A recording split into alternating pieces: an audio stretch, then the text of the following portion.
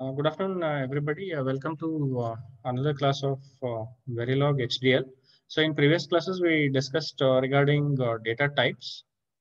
The next topic which comes is the system tasks and compiler directives. As we have seen, say in C programming, you have observed that you write something as hash include. So, if you remember, we write something as hash include some math.h or we write hash or define. So these are nothing but we call it as compiler directives because they help the compiler to understand what has to be done with those stuff. So these are the directions which will be utilized by the compilers. So it is analogous to those things. And what is meant by system tasks? So we'll be going through this part in this session. So the first one which we will be discussing is the system tasks. Now, sometimes you'll be using some of the routine operations, such as you want to display something on the screen, or you want to fetch something which user has entered from the say keyboard. So if you want to stop certain task, so you are running a simulation and you want to stop it. So such kind of things fall under system tasks. So, for example, in this thing, if we just go printf, I want to print something on the screen. Scanf, I have to read something from the keyboard. So, such kind of things can be categorized under system tasks. So that is what we have in this thing. These are nothing but the routine operations such as displaying on the screen, monitoring the values of nets, so on. It continues. So their format is generally in this form. That is, you write a dollar sign, and you put a keyword after that. So, for example, I want say I want to display something on the screen. Just give me a second.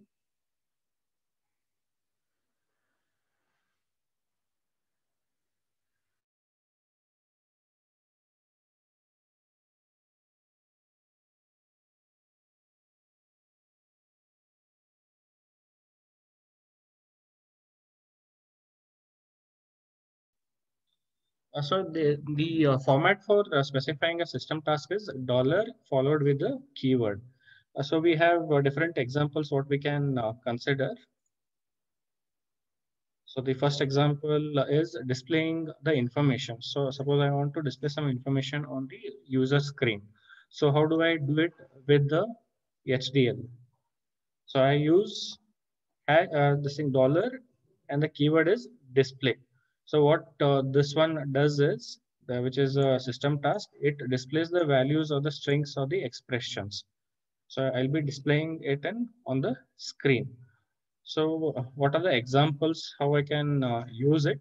So this is the syntax how I can use it. So I'll be specifying the system task. So in this case, dollar display. So all the parameters or all the values what I want to display. So P1, P2 up to Pn. So here what are P1, P2? P1, P2 can be the quoted strings, variables, or expressions. So P1, P2 values can be quoted strings, variables, or expressions. Then if I just compare it with the C programming, it is nothing but similar to printf in C programming. So it basically inserts a new line at the end of the string by default. So whenever you type printf and put something right, it will print, and the new line, the cursor which is present, it goes to the next line. So that is what is specified by this statement. So hash display is similar to printf in C program. And now sometimes we also write just printf. We can write this in C programming.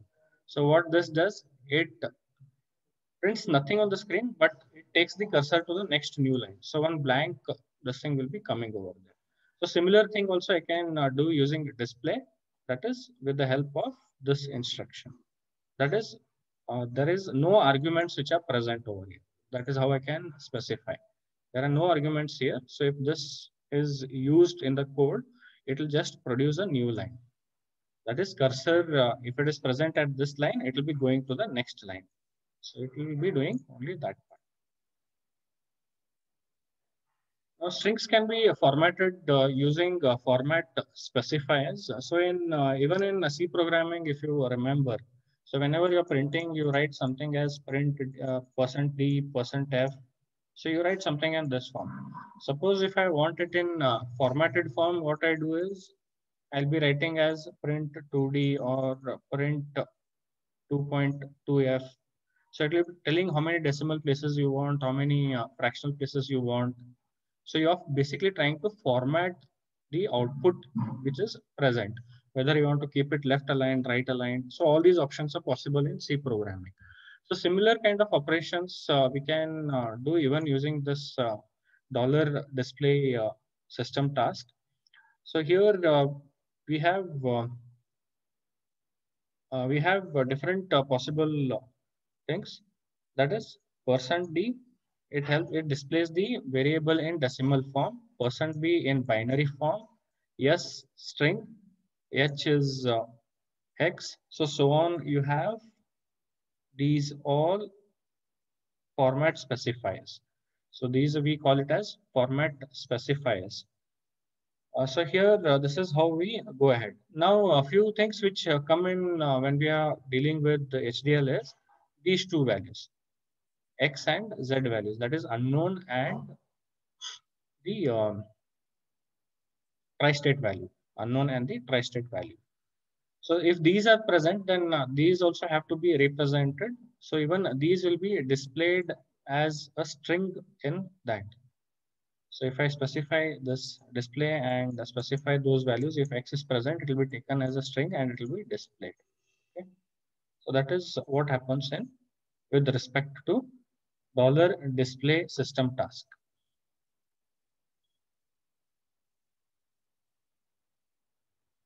So here an example we can just see. So what we are doing, we want to display string in quotes.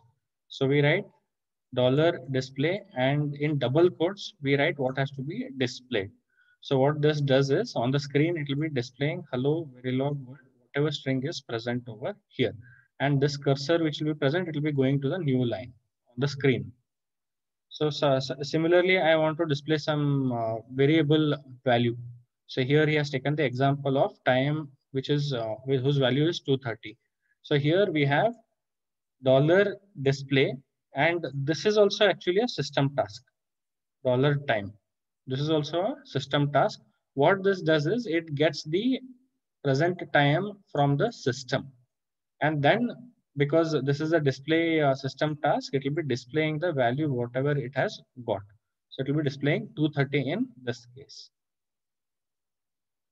So here we can see that 41-bit virtual address and time. So these things are being displayed. So how we are going ahead? We are using the format specifier. The same way how you use in C programming for printf. So we have dollar display and within the double quotes, whatever information has to be there, that will be there. At time, we have a format specifier %d. %d is related to this one, the first case. So it is dollar time. So what this does is this is a system task. It gets the timing from the system, present timing from the system. Then virtual address is this is also a format specifier %h. So %h will be displaying it in hex form. So whatever is there in virtual address that will be replaced at this point %. So at time 200 virtual address is this thing. So this virtual address is nothing but the one which is stored in it. So this is how it goes ahead. Okay. Now next one, if I want to display the port ID 5 in binary, so how do I go ahead? So this is how I specify it. So I have to specify it in binary. So I have to use a format specifier %b and port ID, and it will be displaying the port ID of that port. So if I want to display the character X, this thing that is unknown values, then how do I go ahead? So here we have an example. What we are doing, we are taking 10XX as the signal, as the binary value of the bus or the state of the bus. Then we are trying to display it. So here it is %B, it will be in binary. Now, whatever is there in the bus, this thing, that will be displayed. So if we just observe, we'll be able to display even the XX value. So that is what he wants to convey through this example. Now, next is the display of the hierarchical name of instances. P1 instantiated under the highest level module called top. So what is happening? P1 has been instantiated by top level. So if I want to go ahead in this way, then how do I specify those things? So we have something called as %m, which is specified over there. So what does %m specify? You can we'll just check out. So display hierarchical name. So for this, no argument is required. So this is one special thing which we have.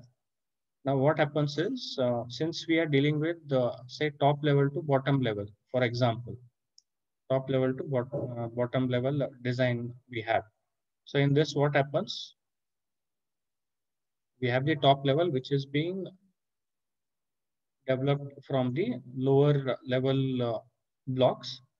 So now in as per the specification which is given here, what is doing, P1 instance of P1 is created from the top level.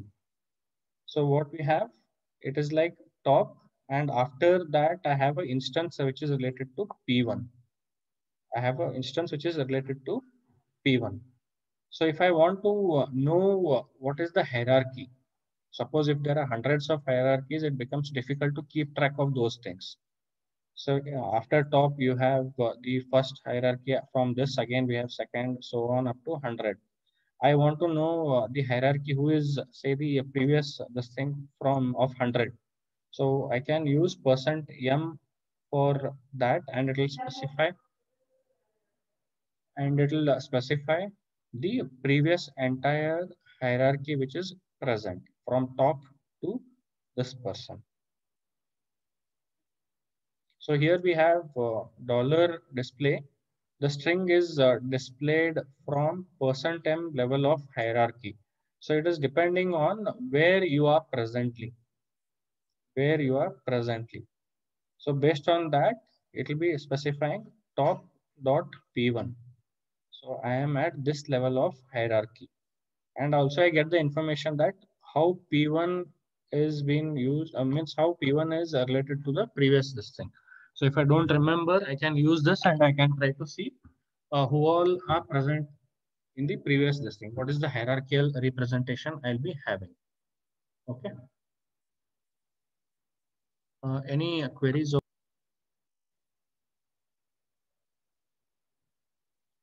So another one thing which we have is the special characters. Now, what are the special characters? Suppose in even in your printf statement, you might have encountered sometimes. So suppose you have something like this, and you want to print backslash and n also. You want to print this. So how do I go ahead? I can use some escape sequences over there. So escape sequence in C programming is backslash itself. So if I want to print it, it is double backslash and n. So like this, what this does is in C programming, it will skip this and it will print the remaining. So it gets to know that next one is a printable character. I should not, it has to be printed. It should not be escaped. So here also we have one example. So here we have, this is slash n. So what slash n does, it takes the cursor to the new line. Multiple line string with a, so here you can see that we have double %sign. But in this case, if you just observe what we have just single this thing. So what is happening? It is giving an indication that one of them has to be printed. So I am having a special character % being printed. Now, why this happens is because I use percent with the identifier percent with the for format specifiers percent D, percent F, percent S. So we use this. So generally after percent, what is followed? D, F, S. So these things are followed. But I want percent to be part of the string, part of the string. So then it becomes difficult. If that is not done, then what would happen is it would throw an error telling that it is waiting for a format specifier, but I'm not able to track down. So in that case, what I have to do, I have to use a double percent in this case. So here 1% is acting as a escape sequence. And it tells that next one has to be printed, something in this form. Okay. So this is special characters how I can print on the screen. So next one, we have system task, which is for monitoring purpose. That is the first one, monitoring the information. So if here we make use of dollar and the keyword is monitor. So this one is used to what? Monitor the signals whenever the values are changed for that particular signal. And its syntax is also almost same to the display. So hash dollar monitor and the say values or the signals what you want to check out P1, P2 up to P1. PN. So here, what are P1, P2? So previously we saw that it is say strings or other stuff. So here when we're using this, P1, P2 up to PN can be variables, signal names, or quoted strings. It can be these three things. Now here, when we write this, what happens is the system continuously monitors those values and it keeps track of those values which are being changed. So here the values of the variables or the signals which are specified as in the parameter list, that is P1, P2 up to P1, PN, and displays all the parameters in whenever the value changes. Whenever the value changes, if there is no change in the value, that won't be displayed. So this, whenever I write this, what happens is it's a continuous operation which is being done by the system. So in dollar display, what was happening? Only when it was invoked, that time it would be active. Only when I call this, only that time it will be active. But in this case, once I write this, what happens is it will be active for the entire duration of the time. It will be active for entire duration. So unless and until I go and turn it off, I go and turn it off. So it will be active. So what happens is the system keeps on tracking the values of these things, that is variable signals or quoted strings. If there is change, it will go and display the value. So it will display it on the screen. So that is what monitor is used for. So here we can check out a few differences. That is hash display, we have to invoke it whenever it is required. Sorry, dollar display. But for dollar monitor, no need to invoke it again and again. Only once if you invoke, that is sufficient. Now another one thing comes is, what if I use dollar monitor once and I put in say P1 and after some lines of codes, I write dollar monitor say P2. So if I write like this, then what happens? So since we have invoked this, this will be active up to this point. And when next line comes in, it invokes the new system task in which P2 is being tracked. So after this, this will be active. This will not be active. So the latest version of the monitor will be invoked. Whenever it is invoked, when multiple lines come in, so that is what happens. The last one which is invoked will be active. So that is what happens in this case. So two tasks to switch the monitor on and off, that is dollar monitor on and monitor off. So this one enables monitoring during the simulation and this one disables it during the simulation. By default, monitoring is always on. By default, it is on. So that is why you will be able to see the changes in the Verilog. If you're doing the programming, right, there you will get to know continuously it will be showing the display on the simulation screen. So because monitor is by default on. So just an example of a monitor. So here we have initial begin, say dollar monitor. In this again dollar time. So this is also another system task as specified previously. So it will be getting the present system time. So here in double quotes we have value of the signal is %b, then reset is %b. So I am just trying to display those values. So now since we have specified these things, so what happens is whenever there is a change for every 5 time units because clock keeps on changing itself. So that time we have some changes which are happening. So based on that, we are getting these values.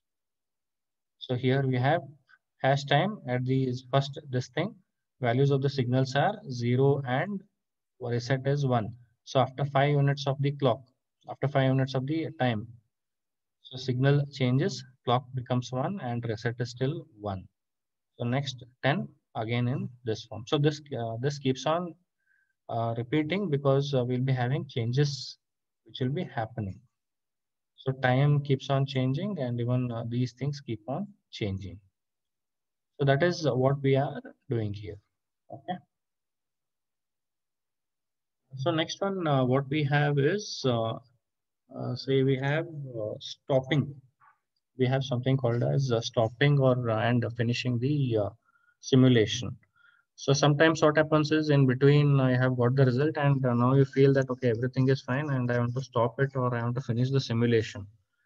So if it is running infinitely, then it might create problems. So if you want to stop it at some position, you can use another system task that is stop and finish is another one option. So we'll check out how these are being utilized. So we have first one stop, that is $stop. So this itself is sufficient. What this does is it stops the simulation. It stops the simulation. Means it will not progress further. It will be waiting at that point. So stop is different. Again, finish is different. You're stopping at a moment. Finishing means you are completely not going further. That is the end. That is the end. So here in stop, what happens is you stop during a simulation. So in between, I can stop and then again I can continue. And then once everything is done, we can go for finish. So this is how we can go ahead.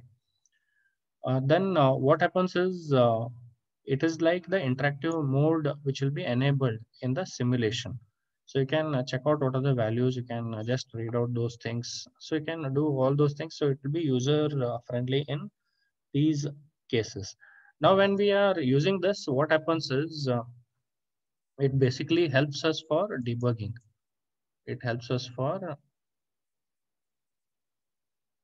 debugging. So now what has happened is, say, suppose some time constraints has gone off, and as per the logic, so value should be something as 0, 0, 0, 1, 1 something. So at this point, it should be 1, 1. So I want to cross verify whether this is happening. So I can put this statement in between, and then I can stop it, and I can check out whether it is 1, 1. So if it is not 1, 1, then I have to go back and see what logical mistake or any other mistake I have done. So this is how stop will be helpful. So it will be just stopping the simulation for that moment. It is not terminating it entirely. It is not terminating the simulation entirely. So it is just stopping. You can have a check with all the variables which are present over there, and then you can continue. So useful for debug purpose. So you are suspending the simulation and you can examine the values of the signals which are present. And based on that, you can just see whether it is operating in the proper form or not. And then again, you can continue. So next one is finish. So there is slight difference between stop and finish. Finish basically terminates the simulation. It completely terminates the simulation. So it is just stopping in between with respect to dollar stop, but in this one, it completely terminates it. So it is like you're coming out of that execution mode. In stop, you are still in the execution mode and you are still continuing. But once you encounter this, you will not be in the execution mode. So you'll be coming out of that. This basically terminates the simulation. So here we have stop at time 100. An example, stop at time 100 in the simulation and examine the results. Finish the simulation at time. So here we have some specification. Time is equal to 0. We have begin. Clock is 0. Reset is 0. So what you're doing, you're writing dollar stop. So at what? You are waiting at time 100 time minutes, at 100 time minutes. So what this does is it basically stops the simulation or suspends the simulation at this time. So once it suspends the simulation, then we can continue. And then after that, you can see that we have hash 900. So what this does is 900 plus 100. So when time is equal to 1000 units, it will terminate the simulation. It will terminate the entire simulation.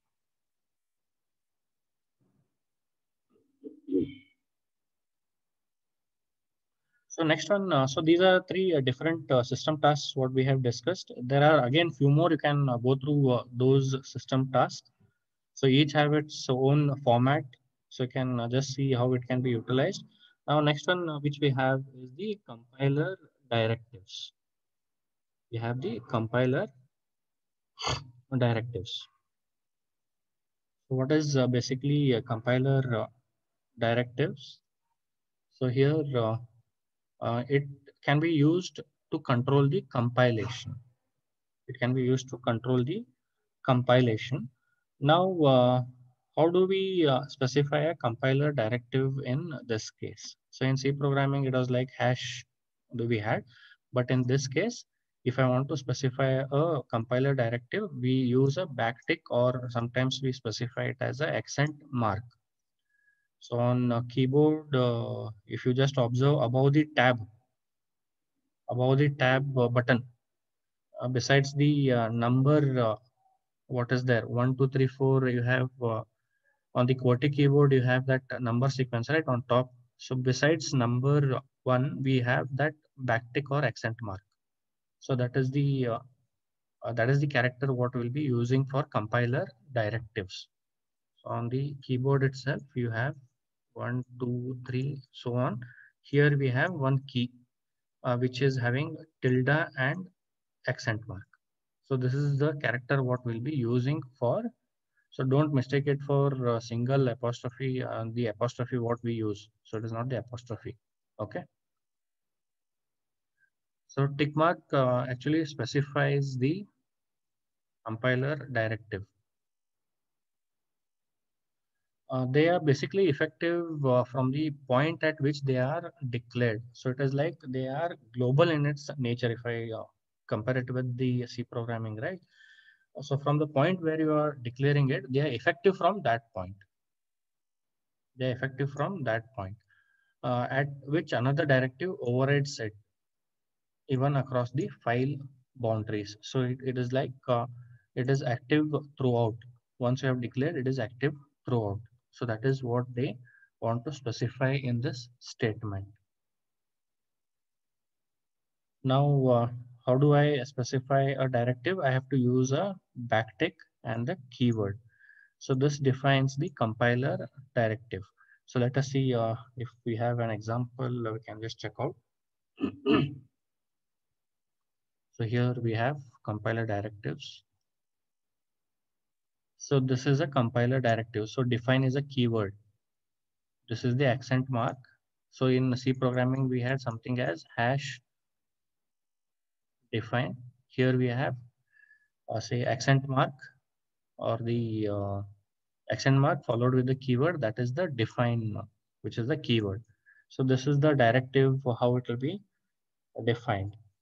Now it is basically used to define the text macros. So let us, and it is similar to hash define in C programming.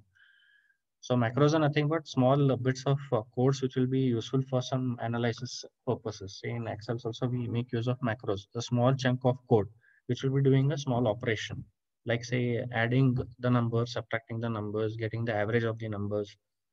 So that can be such kind of operations we can put forth for small operations in the macros. So here we have defined constants or text macros which are used by the Verilog, which will be preceding by the accent or the back backtick, accent or the backtick. Now here let us just look at how it is actually utilized. The Verilog basically has a compiler which substitutes the text for the macro. So here this is the directive. This is entirely related to the macros. So in macros, suppose I have written a macro to add some 10 numbers. So I have some 10 numbers. I have written a macro for that. So this entire thing sits in that macro. So in this macro, what I do is if I have to use it, I specify that macro over here with the backtick. I specify that here with a backtick. Now what Verilog compiler does is it checks what is there, and this macro will be replaced with whatever code is present. So here I am taking a simple example, addition. So this macro gets replaced with a plus b plus c up to so whatever is present. So if I just look at the C programming or C++, it is acting like an inline function, acting like an inline function. So in the Verilog compiler basically substitutes the text of the macros whenever it encounters this case, that is backtick followed with the macro. So let us see an example of backtick define. So here we are basically trying to define a text macro. We're trying to define this, and we'll see what has to be done. So here what we are having, we have backtick define. So define is the keyword, and this what this indicates is it is a compiler directive. Compiler directive for what? The word size. What is the word size? 32. So that is what we have specified over here. And now here we have define an alias. So we can also have an alias to a given name. So how we can have that? So here we can just observe that um, say backtick define. So this is yes. And next one, what it is specified? It is specified as $stop. So what this does is wherever you want to stop, right? You can use instead of specifying $stop, you can just specify yes. So yes is an alias to $stop. So that is what you are doing here. So a $stop will be substituted where this thing appears. So that is what they are specifying. Okay. So here, so that is an example what they have considered here. So here we have frequently used with the text. So here we have defined another directive which is of 32-bit. So another way of another this thing parameter has been defined in this form. So you can then define the 32-bit register reg2. So what this is specifying, so we can have data types which are related to this. So that is what it implies. We can have data types which are related to this form. So here we have, so this is a compiler directive, that is word reg is the name. It is a compiler directive. So we have backtick word reg, and this is the parameter which has been defined for this kind of information, that is using the compiler directive.